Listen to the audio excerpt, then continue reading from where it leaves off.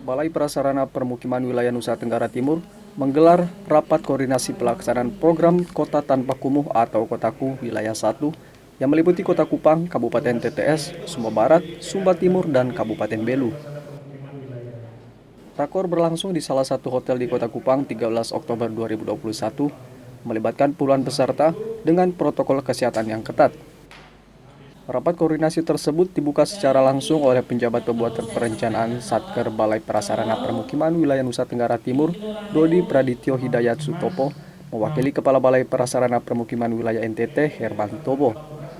Pelaksanaan kegiatan ini bertujuan untuk mengevaluasi kebijakan berkelanjutan penanganan kumuh melalui program Kotaku tahun 2021-2022 sesuai arahan RPJMN 2020 sampai 2024.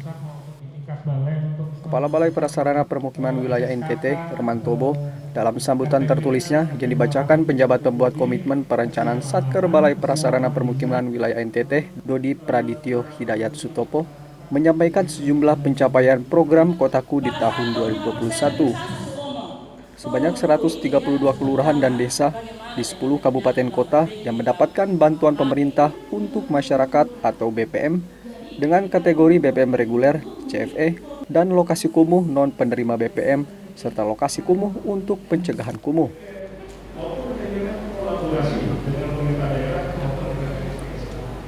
Jadi seperti kita ketahui bahwa program Kotaku ini tidak bisa sendiri, ini butuh kolaborasi. Dan seperti kita tahu bersama bahwa Kotaku ini program kegiatan padat karya, di mana masyarakat itu ikut serta dalam kegiatan perencanaan, ikut serta dalam kegiatan pelaksanaan di lapangan, dan ikut serta dalam operasi atau pemeliharaan dari infrastruktur yang dibangun. Dan ini butuh kolaborasi dari berbagai. Dan semoga di rapat koordinasi selama beberapa hari ke depan itu bisa menghasilkan hasil-hasil yang bisa kita sepakati sebagai hasil kolaborasi tersebut. Bapak Ibu dan Hadirin sekalian yang kami hormati, dalam upaya pemulihan hak masyarakat untuk dapat menikmati atau memiliki rumah layak dengan lingkungan yang sehat, aman, serasi, dan teratur, kita ada dua sisi. Di sini ada Undang-Undang Nomor 1 Tahun 2011 tentang kawasan permukiman. Sekarang juga undang-undang tersebut itu tergabung di Undang-Undang Nomor Cipta Kerja Nomor 4 2020, Nomor 11 Tahun 2020 Undang-Undang Cipta Kerja.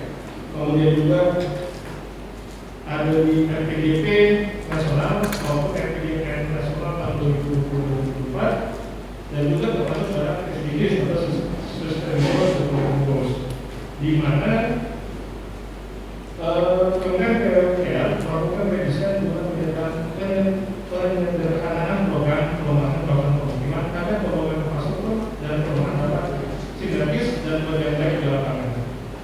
Cara tersebut dipersilakan oleh Dirjen Cipta Karya.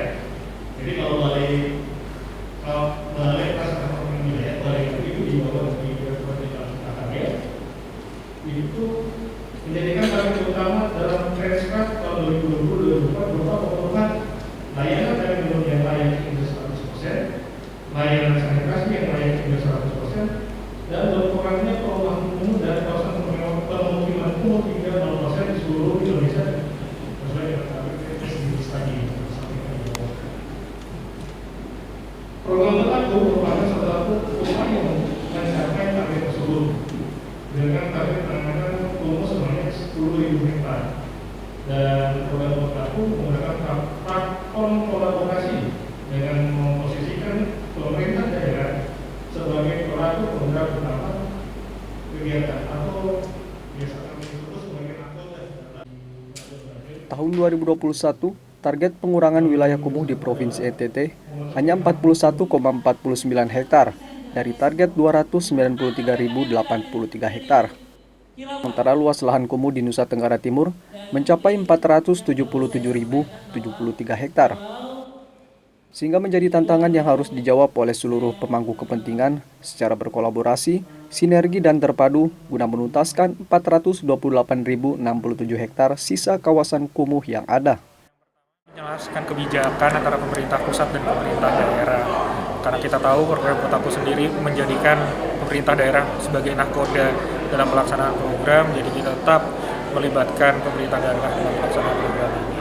Yang kedua yang tidak kalah penting adalah memonitoring dan mengevaluasi kegiatan BPM CFW dan BPM reguler yang terlaksana di wilayah 1 Provinsi NTT ini. Kita ada 30 kegiatan atau 30 kelurahan untuk lokasi CFW dan 1 kelurahan untuk lokasi BPM reguler. Yang ketiga adalah mengingatkan kembali pertanggungjawaban BPM reguler dan CFW ini untuk pelaksanaannya dapat secara akuntabel dapat dipertanggungjawabkan. Pada kesempatan itu, Hermantobo merekomendasikan 10 poin penting dalam penanganan pemukiman kumuh, mulai dari menuntaskan seluruh kawasan kumuh sesuai surat keputusan Bupati dan Wali Kota, mensinergikan kebijakan dan perencanaan daerah dengan pusat, serta sejumlah poin penting lainnya. Patris Kudang Laiskodat, AFB TV melaporkan.